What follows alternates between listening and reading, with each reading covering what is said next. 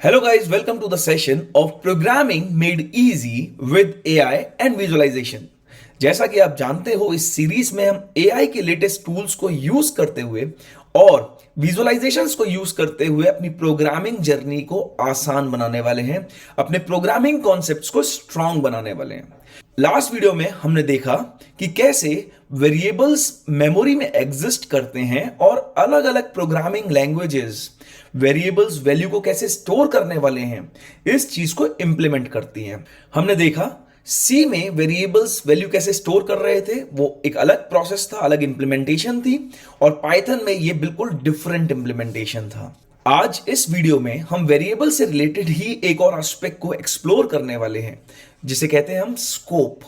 आप किसी भी प्रोग्रामिंग लैंग्वेज में काम करेंगे, scope of variable is very very important, जिसको जनरली अगर हम मिस कर दें या सही से ना समझें तो हमारे प्रोग्राम में क्या एरर्स हो सकती हैं और क्यों हो सकती हैं, वो हम यहां पर जानेंगे। तो सबसे पहले वही अप्रोच फॉलो करेंगे। हम चलेंगे अपने चैट जीपीटी के पास और उससे पूछेंगे कि स्कोप ऑफ वेरिएबल्स एक्चुअल में होता क्या है और क्या क्या स्कोप्स हमारे पास होते हैं। फिर हम विजुअलाइजेशन के थ्रू देखेंगे कि स्कोप्स एक्चुअल में इंप्लीमेंट कैसे होते हैं। So here is my chat GPT console और मैं यहां पर सर्च करने वाला हूं what are scopes in Python, या मैं करता हूं scopes of variables in Python.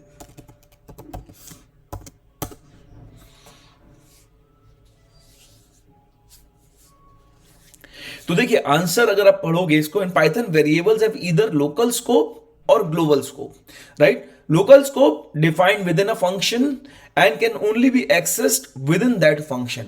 तो अगर कोई वेरिएबल जो है फंक्शन के अंदर डिफाइन किया गया है तो वहीं पर उसको एक्सेस किया जाएगा।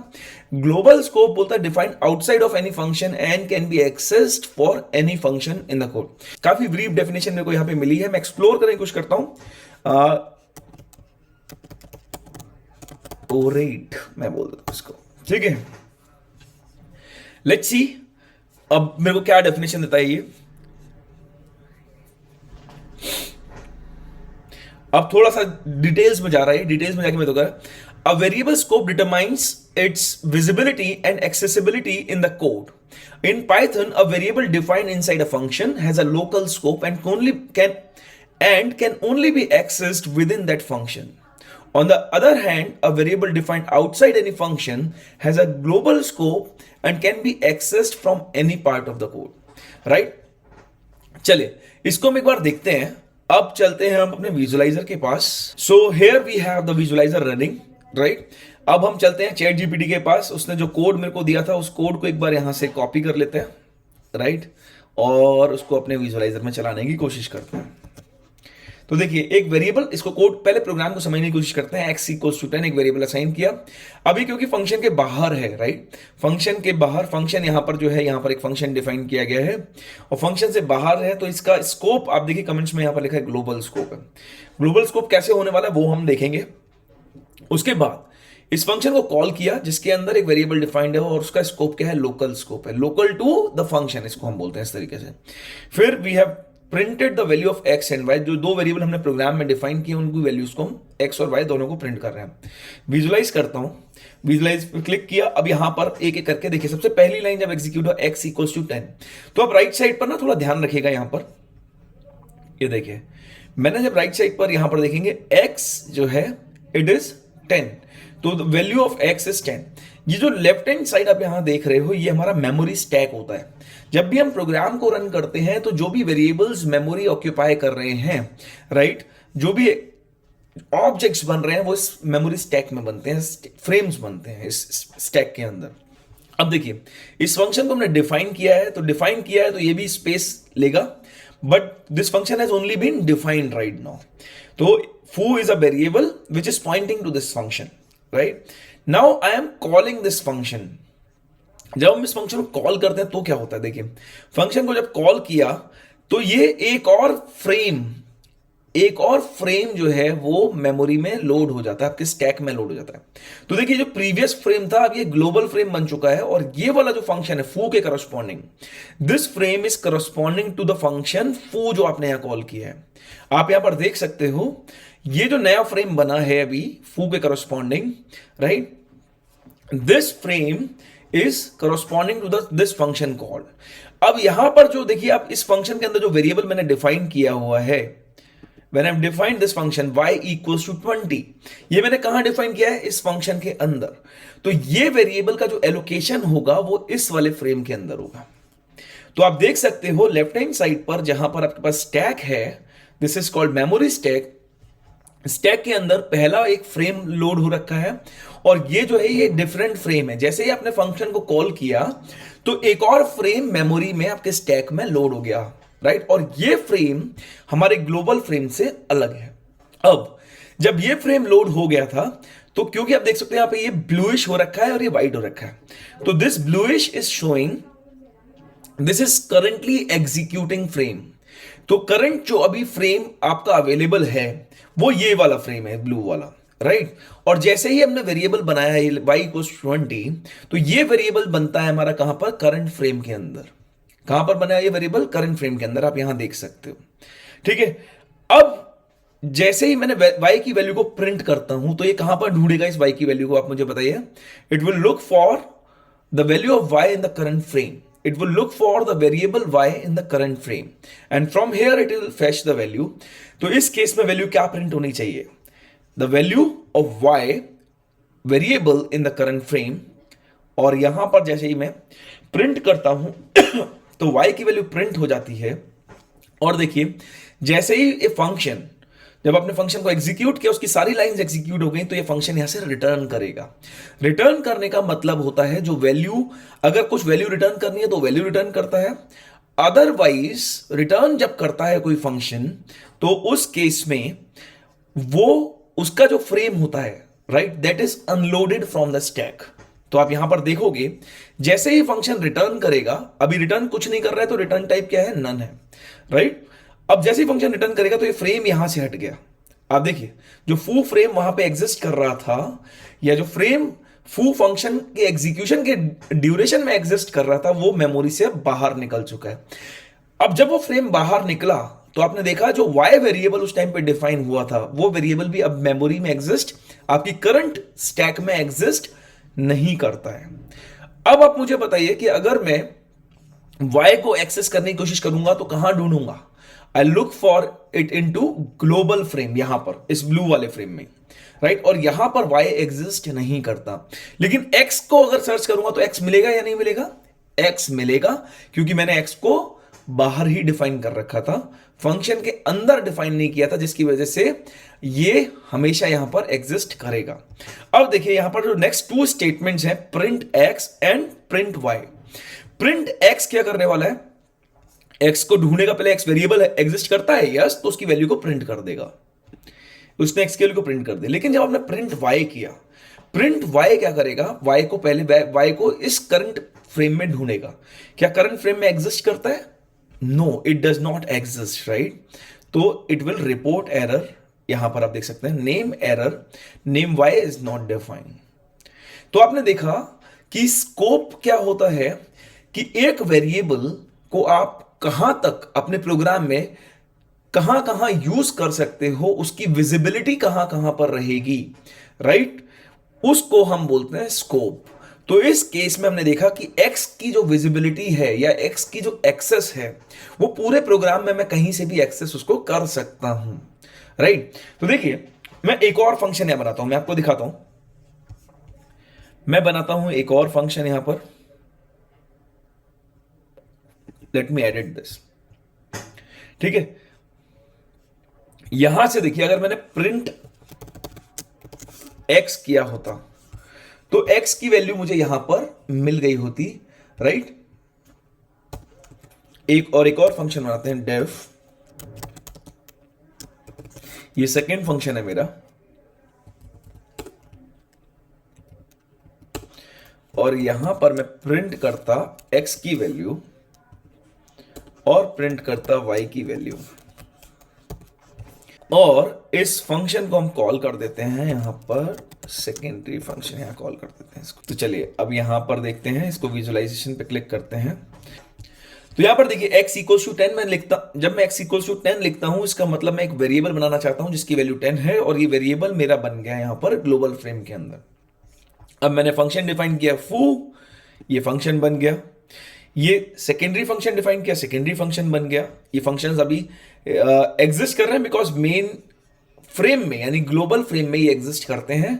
तो अभी ये फंक्शंस बने हैं, एग्जीक्यूट नहीं हो रहे हैं। आप देखिएगा यहां पर, आप देखोगे जब मैंने ये लाइन एग्जीक्यूट किया था तो ये function has been created but this function is not executed currently.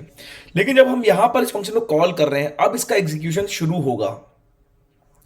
फू फंक्शन कॉल हुआ, देखिए फू फंक्शन जब कॉल हुआ तो मेरे पास फ्रेम बन गया फू फंक्शन के करस्पॉन्डिंग, राइट। इनको हम एक्टिवेशन फ्रेम्स बोलते हैं। तो फू फंक्शन के करस्पॉन्डिंग फ्रेम बना। अब जब फू फंक्शन कॉल होगा यहां पर एक वेरिएबल हमने बनाया y equals to 20। y equals 20 मैं एक वेरिएबल बनाना चाहता हूं y जिसकी वैल्यू 20 हो। तो ये कहां बनेगा, करंट फ्रेम में। और करंट फ्रेम कौन सा है मेरा, फू वेरिएबल का, फू फंक्शन का, राइट। तो ये जो वेरिएबल बना है कहां बना है, इस फ्रेम के अंदर बना है। अब हम देखते हैं आगे, x की वैल्यू को प्रिंट किया है तो ये कहां ढूंढेगा, सबसे पहले इस वाले फ्रेम में। देखिए यहां इसको ये वैल्यू नहीं मिलने वाली है तो क्या करेगा, यहां पर प्रीवियस फ्रेम में जाएगा। और प्रीवियस फ्रेम में x की वैल्यू क्या थी, 10 थी। ये स्टैक है, राइट। स्टैक आप इस तरीके से समझ सकते हो कि सबसे पहले टॉप पे देखेगा उसके बाद उसके नीचे देख, टॉप इन द सेंस ये स्टैक उल्टा ग्रो कर रहा है, इस तरीके से आप इसको समझ सकते हो, ठीक है। सबसे पहले वेरिएबल को यहां ढूंढा, नहीं मिला, उसके बाद यहां ढूंढेगा, दूसरे फ्रेम में ढूंढेगा, यहां मिल गया और उसकी वैल्यू आ गई 10, उसने उसको यहां प्रिंट कर दिया। अब y की वैल्यू जो है, y की वैल्यू प्रिंट करे तो y की वैल्यू कहां ढूंढेगा, सबसे टॉप फ्रेम में, करंट फ्रेम में। करंट फ्रेम कौन सा है, यहां पर ये फू फंक्शन का फ्रेम, और इसकी वैल्यू उसने 20 यहां पर प्रिंट कर दी। अब ये फंक्शन जैसे ही खत्म होगा, देखिए जैसे ये फंक्शन खत्म होगा तो हमने देखा था क्या होता है, ये पूरा जो फ्रेम है फू फंक्शन के करस्पॉन्डिंग ये उड़ जाएगा। This get unloaded from the memory. Now you see, मैंने सेकेंडरी फंक्शन कॉल किया। सेकेंडरी फंक्शन जब मैं कॉल कर रहा हूं, यहां देखते हैं, देखिए सेकेंडरी फंक्शन जब मैंने कॉल किया तो अब फ्रेम बन गया सेकेंडरी फंक्शन के करस्पॉन्डिंग। और यहां पर जब मैंने प्रिंट एक्स किया तो कैसे ढूंढेगा हमारा प्रोग्राम, मतलब पाइथन इसको कहां ढूंढेगा, इसको ढूंढने वाला है इस फ्रेम में। सबसे पहले एक्स यहां नहीं मिलेगा तो कहां जाएगा, इस फ्रेम में ढूंढेगा, यहां मिल जाएगा तो इसकी वैल्यू क्या हो जाएगी, 10 प्रिंट हो जाएगी। अब प्रिंट y किया हमने सेकेंडरी फ्रेम के अंदर, ये y को कहां ढूंढेगा, इस फ्रेम में, यहां मिलेगा, नहीं मिलेगा तो कहां ढूंढेगा, इस वाले फ्रेम में, यहां y मिलेगा, नहीं मिलेगा तो इट विल रिपोर्ट एरर। अब देखिए name y is not defined, right. तो आपने देखा कि जब आप वेरिएबल्स को फंक्शन के अंदर बनाते हो, राइट, डिक्लेयर करते हो या इनिशियलाइज करते हो तो उस केस में वो वेरिएबल का स्कोप उस फंक्शन के अंदर ही रहता है, उस फंक्शन के बाहर। तो जैसे हमने y वेरिएबल इस फंक्शन के अंदर बनाया तो इस y वेरिएबल को फंक्शन के अंदर ही यूज कर सकते हैं, इसको हम और कहीं यूज नहीं कर पाएंगे। क्यों, क्योंकि जैसे इसका फ्रेम मेमोरी से बाहर होगा, अनलोड होगा, ये वेरिएबल एग्जिस्ट ही नहीं करेगा। और हमें इसीलिए इस वेरिएबल के स्कोप को हम क्या बोलते हैं, local scope, local to the function, because its scope is local to the function, its accessibility is local to the function, right. लेकिन ये जो x है ये ग्लोबल फ्रेम में डिफाइन किया हुआ है, ये हर किसी भी फंक्शन के बाहर है, राइट, किसी फंक्शन के अंदर नहीं है। तो ग्लोबल फ्रेम में जिन वेरिएबल्स को हम डिफाइन करते हैं उन्हें हम कहीं भी एक्सेस कर सकते हैं। तो देखो हमने फू फंक्शन के अंदर एक्सेस किया तब भी x की वैल्यू प्रिंट हो गई, हमने सेकेंडरी फंक्शन के अंदर एक्सेस किया वहां पर भी x की वैल्यू प्रिंट हो गई, हमने विदाउट एनी फंक्शन हमने इसको एक्सेस किया तब भी वैल्यू एक्सेस हो गई, राइट। तो इनको हम बोलते हैं, ऐसे टाइप के वेरिएबल्स को जिन्होंने हम फंक्शंस के बाहर डिफाइन करते हैं, इनको हम बोलते हैं ग्लोबल स्कोप, राइट। अब देखिए हम सीख गए हैं लोकल स्कोप क्या होता है, ग्लोबल स्कोप क्या होता है, और बिहाइंड द सीन्स ये लोकल स्कोप एक्चुअली इंप्लीमेंट कैसे हो रहा है और ग्लोबल स्कोप इंप्लीमेंट कैसे हो रहा है ये हमें पता लग गया। अब एक छोटी सी ट्रिक हम देखते हैं यहां पर, देखिए। तो सपोज ये मेरा प्रोग्राम था, यहां पर मैं पहले सेकेंडरी फंक्शन को डिलीट कर देता हूं, ठीक है, क्योंकि इसकी अभी शायद मेरे को जरूरत नहीं है। इसके बाद मेरे पास ये एक्स ग्लोबल वेरिएबल था। अब ये ग्लोबल वेरिएबल इस फंक्शन के अंदर एक्सेसिबल है, राइट, उसमें मुझे कोई डाउट ही नहीं है। लेकिन मैं चाहता हूं इसकी वैल्यू को चेंज करना। सपोज मैं चाहता हूं x की वैल्यू क्या हो जाए, यहां पर y मल्टीप्लाइड बाय 20 और y मल्टीप्लाइड बाय 2, और ये वैल्यू मैं प्रिंट करना चाहता हूं, तो x की वैल्यू जो भी है y की वैल्यू का डबल हो जाए इस foo फंक्शन के अंदर, ठीक है। तो y की वैल्यू x की वैल्यू क्या हो जानी चाहिए, x की वैल्यू 40 हो जाना चाहिए, 40 यहां प्रिंट करना चाहिए। और जब मैं यहां पर लाइन नंबर 13 पे आके x की वैल्यू प्रिंट करूंगा तो x की वैल्यू क्या होनी चाहिए उस टाइम पर, बिकॉज इट इज ग्लोबल, तो क्या हो जानी चाहिए, x की वैल्यू 40 हो जानी चाहिए, ठीक है। चलिए मैं इसको रन करता हूं, विजुअलाइज करने की कोशिश करते हैं। तो देखिए इनिशियली x की value 10, I am okay with it. foo function call होगा तो foo फंक्शन का ऑब्जेक्ट क्रिएट हो गया मेमोरी के अंदर। देन foo फंक्शन कॉल किया हमने यहां पर, foo फंक्शन को कॉल किया, foo फंक्शन का फ्रेम यहां पर बन गया है। मैंने इनिशियलाइज किया y equals to 20, y equals to 20 जो है वेरिएबल बन गया यहां पर, देखिए, ठीक है, ये foo फंक्शन के स्कोप में बना है, राइट। अब मैंने लिखा x equals to y into 2, तो मैं चाहता हूं इस x की वैल्यू, इस वाले x की वैल्यू क्या हो जाए, y इंटू 2 यानी 20 इंटू 2 40 हो जानी चाहिए। चलिए देखिए यहां पर क्या हुआ, there is a problem. Problem क्या हुआ कि मैं इस x की वैल्यू को अपडेट करना चाहता था, लेकिन इस foo फंक्शन में जब मैंने लिखा x equals to y multiplied by 2, तो व्हाट हैज हैपेंड इज, इस y की वैल्यू, मतलब ये जो x है ये नया वेरिएबल बन गया, which is created inside this. अब अगर मैं x की वैल्यू प्रिंट करूंगा तो 40 प्रिंट होगी, लेकिन वो कौन से x की वैल्यू प्रिंट हो रही है, वो इस वाले x की वैल्यू प्रिंट हो रही है, देखिएगा। और अगर y की वैल्यू प्रिंट करता हूं तो 20 प्रिंट होगी, वो यहां पर जो y है, राइट। तो देखिए प्रिंट करने की कोशिश करता हूं, x की वैल्यू 40 प्रिंट हो गई, क्योंकि मैंने x को सबसे पहले कहां ढूंढा, करंट फ्रेम में, और वो मुझे यहां मिल गया, उसकी वैल्यू 40 थी, 40 प्रिंट हो गई। और y की वैल्यू प्रिंट किया, 20 प्रिंट हो गया। फंक्शन से रिटर्न किया, हम बाहर आए। जैसे ही हम बाहर आते हैं तो मेरा जो foo फंक्शन का फ्रेम था वो जो है अनलोड हो चुका है, मेमोरी से बाहर जा चुका है। ग्लोबल फ्रेम में x की वैल्यू अभी भी 10 है, जबकि मैं क्या एक्सपेक्ट कर रहा हूं, x की वैल्यू क्या हो जानी चाहिए थी, 40 हो जानी चाहिए थी, राइट, क्योंकि मैंने यहां पर x की वैल्यू को y इंटू 2 किया था। लेकिन जब मैं x की वैल्यू को यहां पे फेच करूंगा तो x की वैल्यू 10 रह जाएगी। और ये जो प्रॉब्लम है, right, this could create some misunderstanding, some confusion, क्योंकि मैं तो चाह रहा था कि ये जो x वेरिएबल है, राइट, ये वाला वेरिएबल रहे। तो पाइथन में क्या रहता है, देखिए पाइथन में डिक्लेरेशन इनिशियलाइजेशन अलग नहीं होता है, राइट। आप जब इनिशियलाइज कर रहे हो तभी ऑटोमेटिक डिक्लेरेशन होता है। तो यहां पर जब आप x equals to y into 2 या फिर कोई और वैल्यू भी यहां असाइन कर रहे होते, तो इस पाइथन प्रोग्राम को यह पता नहीं चलता कि आप एक नया वेरिएबल बनाना चाहते हैं स्कोप के अंदर with the same name, right, क्योंकि पाइथन को इस x के बारे में नहीं पता है। जब आपने लिखा x इक्वल्स टू 10, सपोज मैं यहां पर लिखता x इक्वल्स टू 10, राइट, तो पाइथन को पता नहीं है कि आप किस x की बात कर रहे हैं, राइट। हो सकता है आप नया वेरिएबल x बनाना चाहते हो जो कि इसी स्कोप में एग्जिस्ट करे, तो पाइथन को मुझे बताना पड़ेगा कि नहीं, मैं इस x में x एक नया वेरिएबल नहीं बनाना चाहता हूं, मैं जो x है, राइट, वो जो ग्लोबल वेरिएबल है उसी की बात कर रहा हूं। तो हम क्या करते हैं, पहले यहां पर ये डिफाइन कर देते हैं।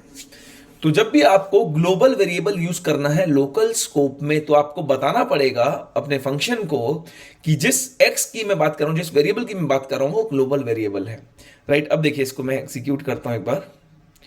अब आप डिफरेंस देखिएगा, जब foo फंक्शन का ऑब्जेक्ट बना यहां पर, और foo फंक्शन को जब हमने कॉल किया तो foo फंक्शन को पहले पता है कि जब मैं बात कर रहा हूं वो ग्लोबल x की कर रहा हूं, राइट। अब देखिए y इक्वल्स टू 20 मैंने किया तो y वेरिएबल बन गया, लेकिन जब मैंने x equals to y into 2 किया है तो ये मेरा नया वेरिएबल नहीं बनेगा। This x will be pointing to 40 now, you see this, x will point to 40 now, ठीक है। अब जब मैं x की वैल्यू को प्रिंट करूंगा तो 40 प्रिंट हुआ, फाइन। 20 प्रिंट हुआ, फाइन। ये फंक्शन जब रिटर्न होगा तो x की वैल्यू अभी भी क्या रहेगी, 40 रहेगी, क्योंकि ओरिजिनल वैल्यू इस फंक्शन के अंदर हमने बता दिया था कि हम ग्लोबल x की वैल्यू को मॉडिफाई करना चाहते हैं, नया x वेरिएबल नहीं बनाना चाहते हैं, राइट। और x की वैल्यू हो गई 40 which we were expecting, now it is correct. तो गाइज इस वीडियो में हमने देखा कि कैसे हम लोकल स्कोप वेरिएबल्स बनाते हैं, कैसे हम ग्लोबल स्कोप वेरिएबल्स बनाते हैं पाइथन में, और ग्लोबल स्कोप के वेरिएबल को किसी फंक्शन में अगर आपको यूज करना है, नई वैल्यू को असाइन करनी है, तो आप किस तरीके से उसको एक्सेस कर सकते हैं।